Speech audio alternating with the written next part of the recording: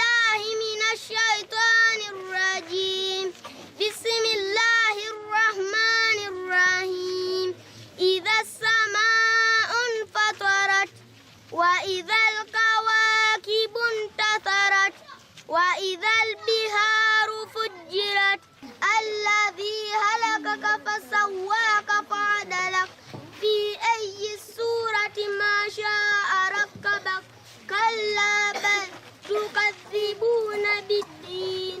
وهذا السلام عليكم ورحمة الله وبركاته. وعليكم السلام ورحمة الله وبركاته. أعوذ بالله من الشيطان الرجيم. بسم الله الرحمن الرحيم. ألف لام ميم. تنزيل الكتاب لا ريب فيه من رب العالمين. كان مقداره 1000 سنة مما تعدون.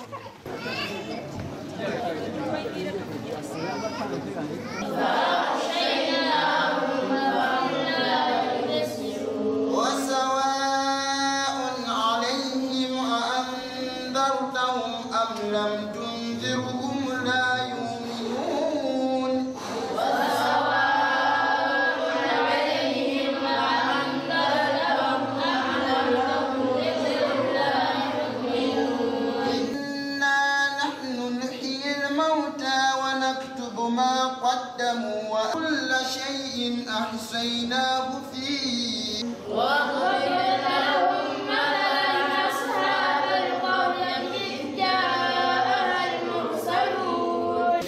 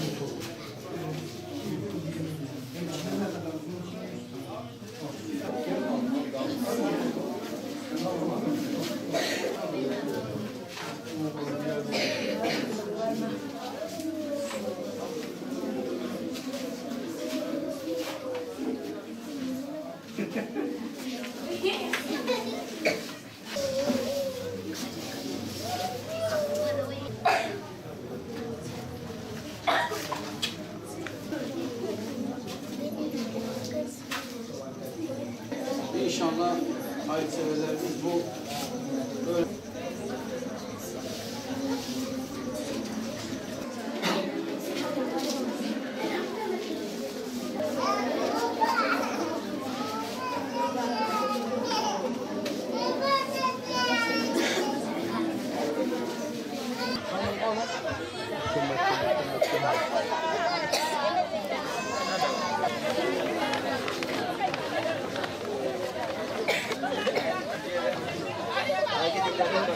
Avrupa Yetim Eli olarak ikinci yetim ve makul çocukları gününde projemiz devam ediyor, veriliyor.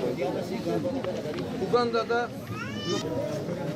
ağırlıklı çocukların annesi babasına ait ya yetimdir ya da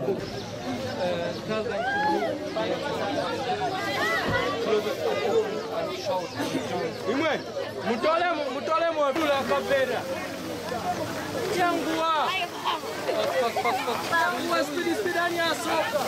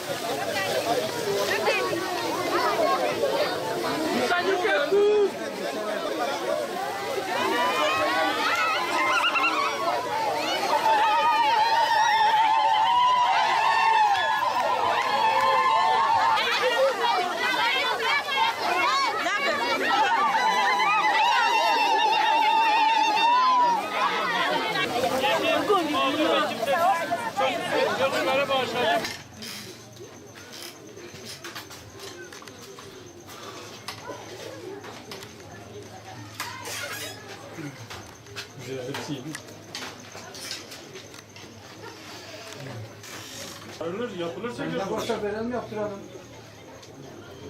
Bana varsa verelim yaptıralım. Ne mi hocam? Yani hem hafızlık için yapılır değil. Avrupa Yetim Eli olarak şu anda Uganda'nın Navansaso bölgesindeyiz. Niye bu bölgedeyiz? Bu bölge gerçekten gayretli bir Müslüman köyüdür. Burada arkamızda gördüğünüz mescit, o yeni mescit ve burası da eski mescitleridir. Niye bunları size gösterdik? O yeni mescidi burada bulunan, bu Navansaso bölgesinden bulunan Müslümanlar yurt dışındaki bulunan akrabalarından paraları, yardımları toplayarak bu yeni mescidi inşa ettiler.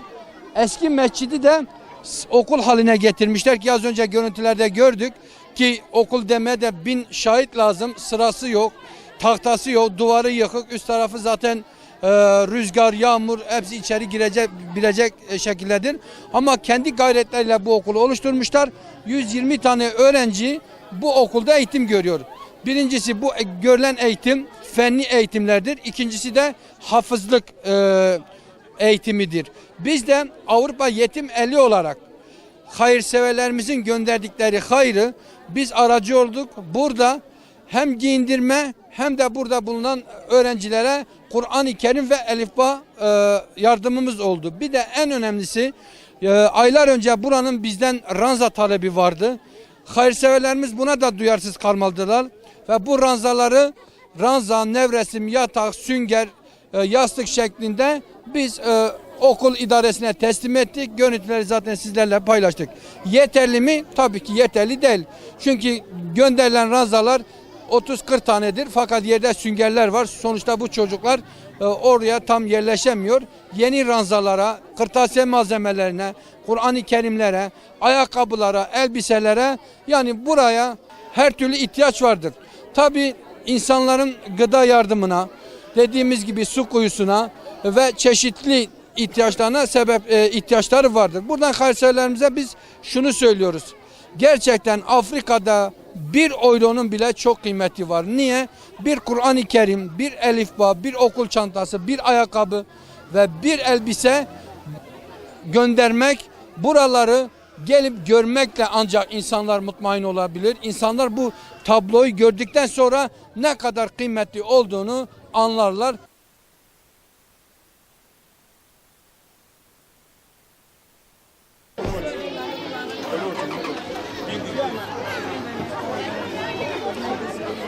Bye.